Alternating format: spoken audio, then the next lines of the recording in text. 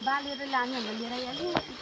जुवाम गाडी त्यो त मैले नबाल्ने भनेको उडिहाल्यो हुन्छ जाति हुन्छ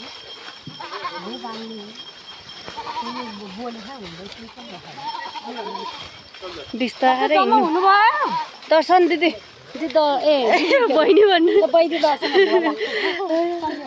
सन्चै हुन्छ हामी त आमा उसरी नागेको भाइ दाइ दर्शन खै दाइ आउनु भएन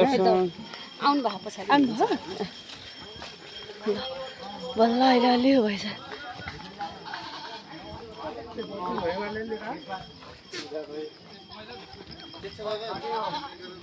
सदन